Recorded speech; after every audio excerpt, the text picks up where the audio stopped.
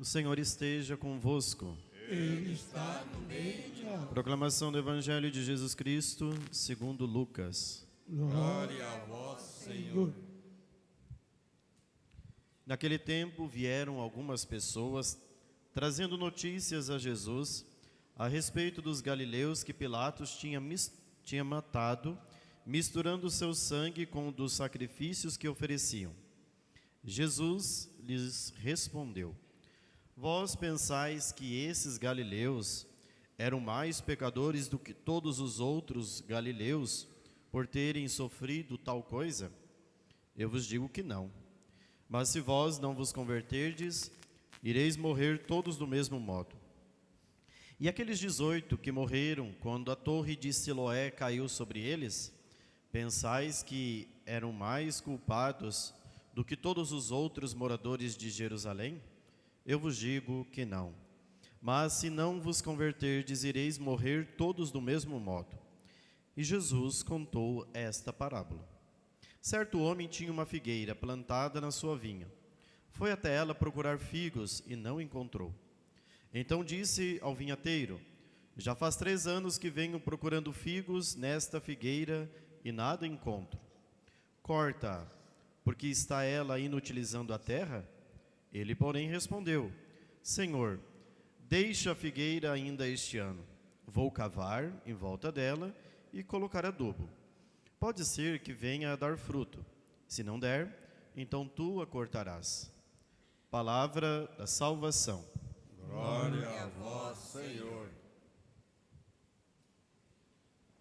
Ave Maria, cheia de graça, o Senhor é convosco.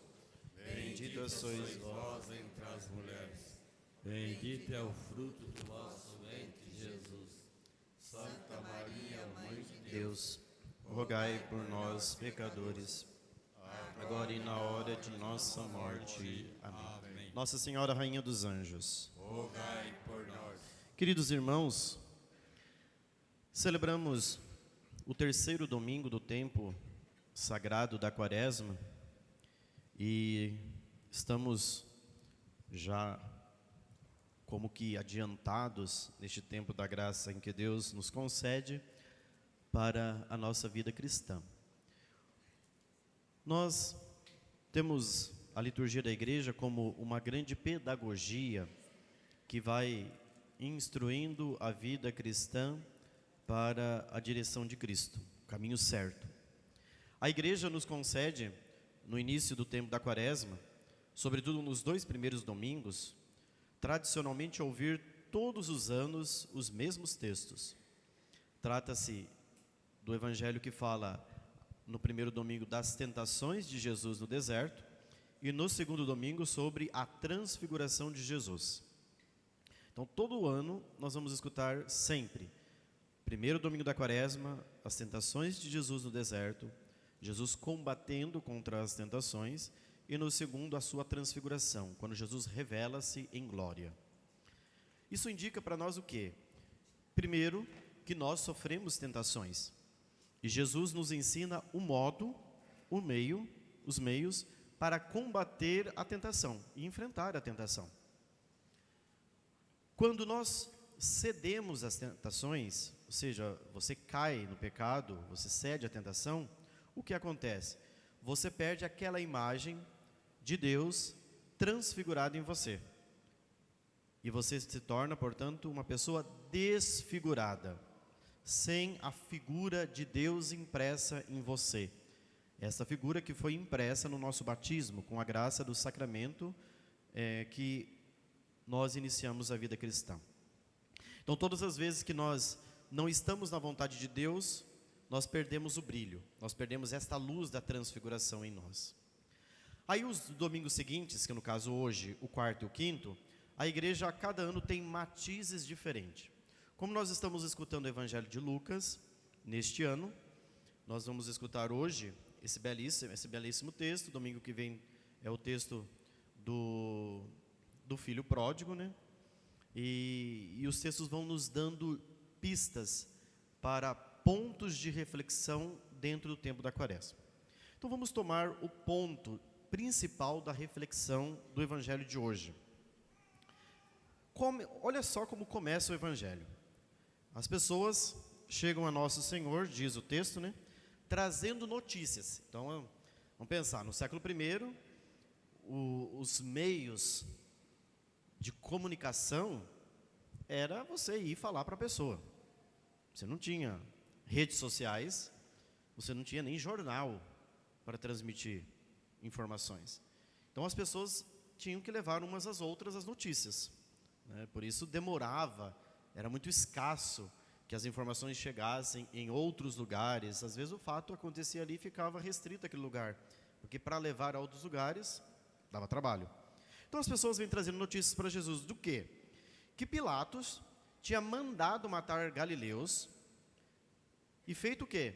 Pegado esses galileus e misturado o sangue deles com o sangue dos animais que estavam sendo oferecidos no templo para o sacrifício. Só o que Pilatos fez inicialmente, a gente olhando assim, já é algo assustador. Pilatos vai lá e manda matar todos os galileus. Mas que ele faça isso, que ele pegue o sangue deles e misture com o sangue dos animais, para o judeu isso é mais assustador ainda. Porque nós sabemos, dentro da tradição judaica, o valor que tem o sangue, que o sangue dos animais, misturado com o sangue humano, né, se o sangue de humanos tocado já tornava a pessoa impura, o que dirá o sangue de animais? Então era símbolo de uma verdadeira impureza. Então isso precisava de um rito sacrificial para reparar isso. Então as pessoas vêm contar para Jesus, olha o que Pilatos fez, Nosso Senhor. Mas o mais impressionante não é o fato assustador, né? O mais impressionante é a atitude de Jesus. E a atitude de Jesus, ele não dá a mínima. Eles contam, entusiasmados, o fato, e Jesus responde, olha, vocês pensam que esses galileus eram mais pecadores do que os outros galileus? Se vocês não mudarem de vida, vocês vão morrer do mesmo jeito, ponto. Simples assim, né? Jesus não poupa, é na lata, pabuf. Nossa, porque nós seres humanos temos assim um prazer deliberado, né? Em propagar notícias ruins. Você está sabendo o que aconteceu ali embaixo na esquina, agora de pouco, faz 15 minutos, né? Um bafão, né? Foi um barraco, né? Nós seres humanos temos assim um prazer de levar notícias ruins, né? Quando essas notícias não são divulgadas. Hoje a coisa vai mais rápido, né? No século I as coisas iam lentas porque você não tinha o zap, né, da vida. Você não tinha os grupos onde está toda a turminha, a patota, né?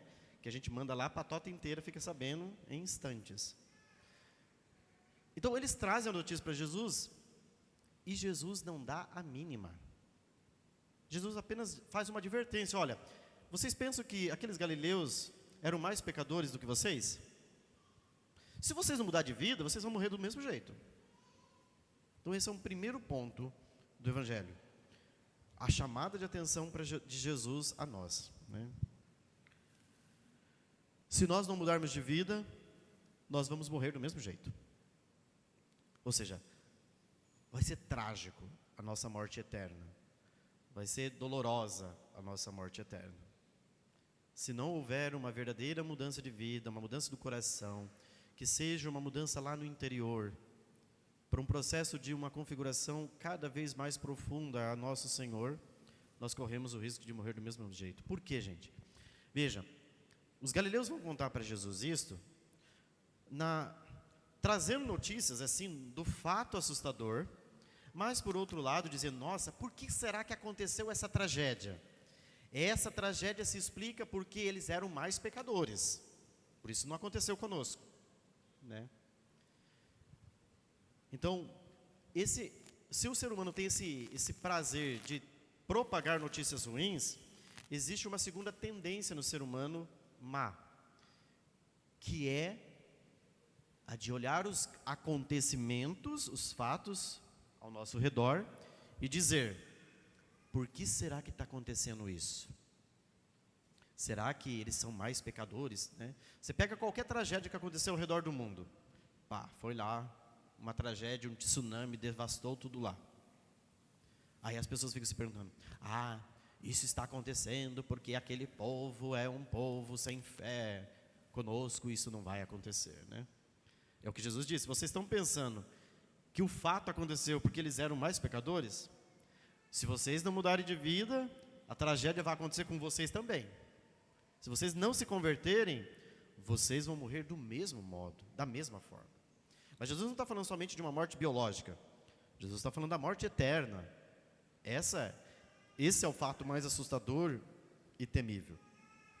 Mas o que faz, e aqui eu quero mostrar o ponto principal dessa reflexão.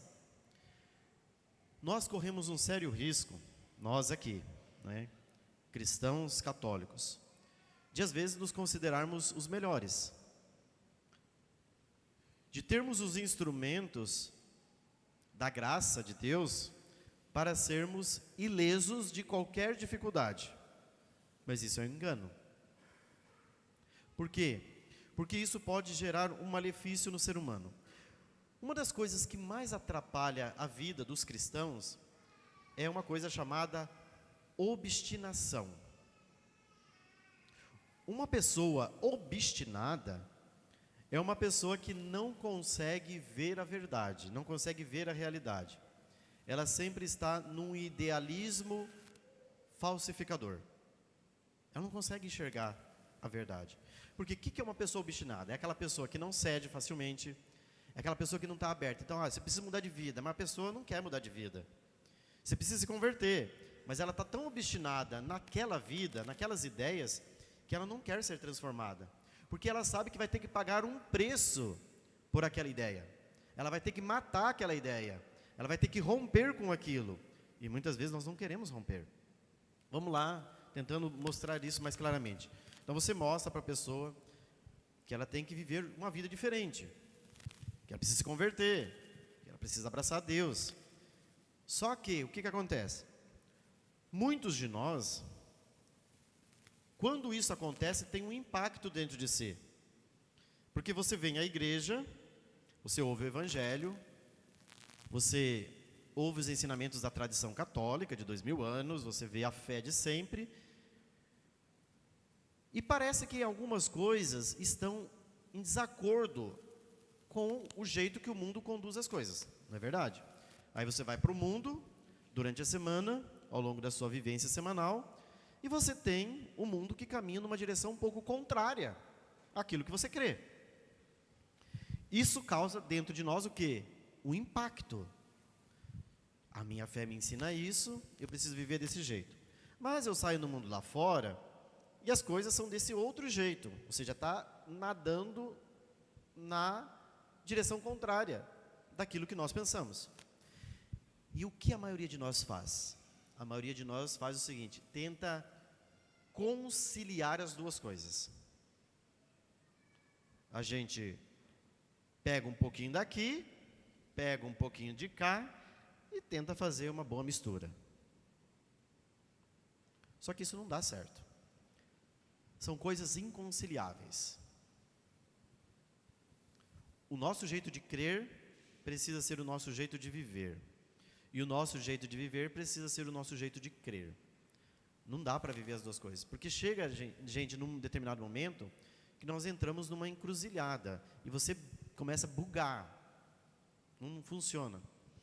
Só que nós não queremos, por outro lado, pagar o preço da renúncia, do sacrifício. Então a gente vai levando. Por isso que Nosso Senhor faz essa advertência.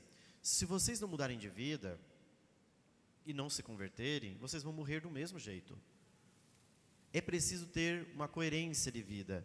É preciso ter uma lógica de vida. Que nós vivamos de tal modo que o nosso modo de viver seja estreitamente em consonância com a vontade de Deus e seja agradável a Deus. Então aí as coisas começam a causar conflitos dentro de nós. E a pessoa obstinada é isso. A pessoa que está obstinada naquelas ideias, ela não consegue mudar as ideias. É aquelas pessoas que dizem assim: eu já estou lá com meus 80 anos, ou às vezes até menos, com meus 60 anos, mas eu sempre fui desse jeito, e eu não vou mudar meu jeito de ser, porque agora a igreja está falando, ou porque o evangelho está falando. Eu sou assim, eu nasci assim, vou ser desse jeito, aprendi desse jeito, Ué, Uma pessoa que está assim, ela está obstinada numa ideia. E as pessoas obstinadas, elas não cedem facilmente, elas não se abrem. Elas permanecem sempre no erro e querem ficar no erro e persistir no erro. E isso é danoso, isso é trágico. Então nós precisamos nos libertar de todo espírito de obstinação. E isso existe dentro de todos nós. Quando eu estou falando de obstinação, eu estou falando com relação às verdades da fé. Às vezes, nós precisamos sofrer o impacto de uma mudança, mas nós não queremos, porque nós temos que pagar um preço. Mudar o nosso jeito de ser. Eu sempre fui assim, né? Não. Gente, vamos ser sinceros. Nós fomos se desenvolvendo. Você não foi sempre assim. Não é desde criança que você é assim. Você vai se desenvolvendo ao longo da história. As situações culturais, as situações familiares, os ambientes que você vive, ele vai influenciando no seu jeito de ser. E se você recebeu maus hábitos, esses maus hábitos precisam ser corrigidos dentro de você. Os hábitos, como Aristóteles, um filósofo antigo, pagão, ele dizia que um hábito pode se tornar quase uma segunda natureza. A pessoa diz assim, eu sou assim mesmo. Mas aquele hábito ruim que ela adquiriu, que ela precisa mudar, ela diz que é ela mesma, é parte da natureza dela. E não é natureza, é hábito ruim, é mania feia. Tem que mudar sim. Existem hábitos que nós precisamos exorcizar da nossa vida. Existem comportamentos que nós precisamos tirar da nossa vida. Mas eu sempre fui assim. Precisa mudar. Porque se você não muda, você está obstinado no erro. E uma pessoa obstinada no erro terá como consequência a sua obstinação. Por quê? A obstinação pode levar a fazermos escolhas na nossa vida. E as nossas escolhas são muito sérias. E o mais impressionante, Deus respeita as nossas escolhas. Deus respeita qualquer escolha que você tenha. Só que o nosso coração, ele não pode estar obstinado. O nosso coração precisa ser ensinável. Ou seja, nós precisamos sempre aprender. E aqui cabe um exame de consciência para nós. As nossas ideias estão corretas? O nosso jeito de pensar está correto? O nosso jeito de viver está correto? Como está a nossa vida? A segunda parte do Evangelho.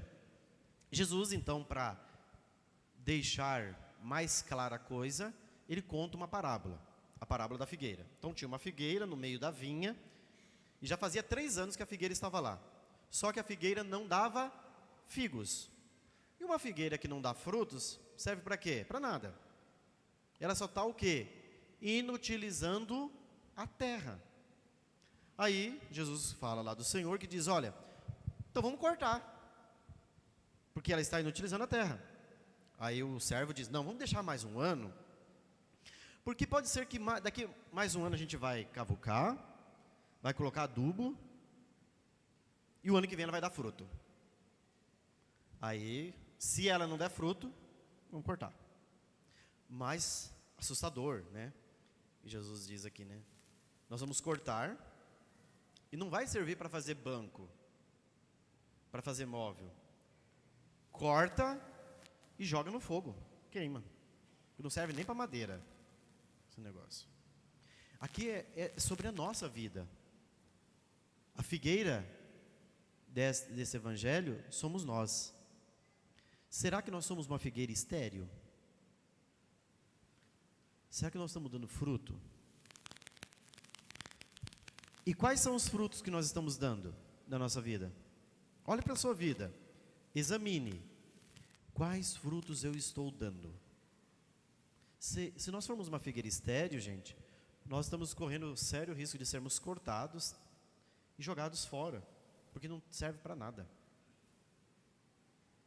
Por isso, o primeiro passo para ser uma boa figueira e para dar bons frutos, é preciso que a gente saia dessa obstinação, que a gente esteja preparado sempre para aprender. Sempre nós podemos aprender, sempre há algo para ser ensinado a nós. Quando nós nos fechamos a nossa cabeça existe um sério perigo de nós ficarmos obstinados. E a obstinação causa cegueira. A pessoa se fecha. Capítulo 23 do Evangelho de Mateus, tem um momento que Jesus faz sérias advertências aos fariseus e aos mestres da lei. É um capítulo onde Jesus só bate nos fariseus e nos mestres da lei. E aí chega no momento que Jesus, no capítulo 23, ele fala dos comportamentos dos fariseus e dos mestres da lei, que eles usam longas franjas de textos das Escrituras no corpo para mostrar que eles são do Evangelho, eles fazem discursos bonitos e tal, mas quando você vai olhar para a vida deles, não é coerente. Aí Jesus fala que qual que é o maior problema dos fariseus e dos mestres da lei? É que eles são incorrigíveis. Você não pode corrigi-los, porque eles não aceitam correção. E uma pessoa incorrigível é uma pessoa orgulhosa, que não aceita correção, que está obstinada. Nós achamos que isso daqui não é nada, mas isso representa um grande perigo para as nossas almas. Sempre existe uma nova oportunidade de aprender algo. E se nós fizermos as nossas escolhas erradas, nós teremos e sofreremos as consequências destas escolhas. Agora cabe, meus irmãos, neste domingo nos perguntarmos: será que nós já demos muitas cabeçadas na vida? As cabeçadas da vida são oportunidades que Deus nos dá para a gente crescer. Só que chega um momento que nós sabemos, a paciência de Deus acaba. É isso que o Evangelho nos mostra. Deus é extremamente paciente para conosco. Ele sabe esperar. Só que essa paciência vai acabar. O apóstolo Pedro, na primeira carta, diz que Deus usa de longanimidade para conosco. Deus é longo na paciência, Ele espera, Ele dá tempo. Às vezes nós somos desesperados, Deus dá tempo. Só que o tempo de Deus também acaba. Ou seja, na verdade o tempo de Deus não, porque em Deus não há tempo, né? Em Deus há eternidade. O que acaba é o nosso tempo. O seu tempo vai acabar. E no momento exato da sua morte, quando você der o último suspiro, neste momento, acabou a paciência de Deus. Virá, como o Antigo Testamento diz, a vingança de Deus, ou o Novo Testamento diz, virá a justiça de Deus, e do jeito que você morreu, você permanecerá. Se você morreu obstinado no erro, será eternamente obstinado. Se você permaneceu na busca da verdade e saiu sempre do erro e da obstinação, você permanecerá na verdade. Então, depois da morte, não tem mais o que fazer.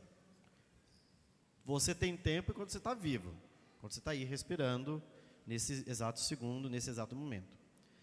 Se acabar a respiração, acabou a vida. Acabou a vida, e imediatamente nós seremos julgados. Aqui cabe: somos uma figueira estéril ou somos uma figueira que produz fruto? Quais os frutos nós estamos produzindo? Olhe concretamente para a sua vida. Fruto é sempre uma realidade concreta. A minha vida está mudando. Ou seja, eu tinha aquele hábito, agora eu deixei de ter aquele hábito. Isso é fruto. Se você fazia determinadas coisas e agora não faz, porque senão você fica procurando ações meramente concretas, né? Mas essas ações, elas estão escondidas. Por exemplo, você fazia sonegação de impostos. Você entendeu que isso é um ato injusto, é incoerente. E agora você deixou aquela vida, como Mateus, né, no Novo Testamento, deixou a coletoria de impostos e foi viver uma vida nova. A partir do que você vive uma vida nova, você tem frutos. Olha, minha vida era assim, agora era assim. Antigamente eu fazia isso, né? Eu julgava as pessoas sem saber dos fatos. Agora eu não julgo mais. Eu espero para saber dos fatos, para analisar as coisas e ouvir os lados para depois emitir meu parecer. Isso é um fruto. Antigamente eu era um desrespeitoso com os meus pais. Hoje eu os trato com amor e respeito, porque eu tenho uma dívida para com eles. A dívida que eu tenho para com eles é que eles me deram a vida, e isso eu nunca poderei dar a eles, gerar uma vida. Antigamente eu não vinha na missa dominical. Hoje eu venho e observo o preceito dominical. Então veja, eu estou fazendo uma renúncia de mim mesmo e fazendo um sacrifício por amor a Deus. Isso é uma obra concreta. O fruto, ele se dá de maneira concreta na observância da vontade de Deus. Nós estamos colados na vontade de Deus? A vontade de Deus está colada em nós? Ou nós estamos obstinados no nosso jeito de pensar? Não, eu penso assim e não acho que é preciso. Não, eu vou viver do meu jeito. Esse negócio de seguir igreja, esse negócio de seguir Jesus, não, vou ficar aqui do meu jeito, sempre vivi assim, vou continuar vivendo assim, vai terminar no inferno, né? Vai terminar no inferno porque você é um extremamente obstinado, egoísta, que quer seguir os seus critérios, soberbos, presunçosos e prepotentes. Desça do pedestal, se coloque na condição de servo e se torne filho, na estreita obediência ao querer de Deus e não ao seu querer, e não à sua vontade. Porque a sua vontade ela é louca, ela é rebelde, ela não está em conformidade com a vontade de Deus. Queira o que Deus quer, porque o que Deus quer é melhor para nós. Mesmo que você tenha que pagar um alto preço, esteja colado na vontade de Deus e não na sua.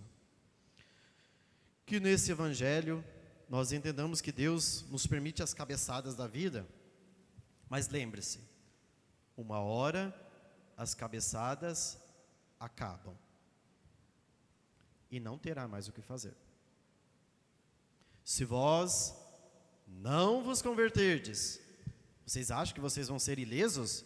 Vocês vão morrer do mesmo modo. A palavra de Jesus é muito dura. Se nós não mudarmos de vida, nós não somos os melhores, porque estamos aqui. Nós não somos os mais santos. Se a gente não mudar, se a gente não entender que a gente precisa mudar, nós vamos sofrer a mesma consequência. Nós vamos morrer da mesma forma. Nós não somos os melhores. Talvez nós sejamos os piores. E é por isso que nós estamos aqui. Que Deus nos permita, meus irmãos, vencer toda e qualquer obstinação do nosso intelecto para vivermos sempre na vontade de Deus. Amém.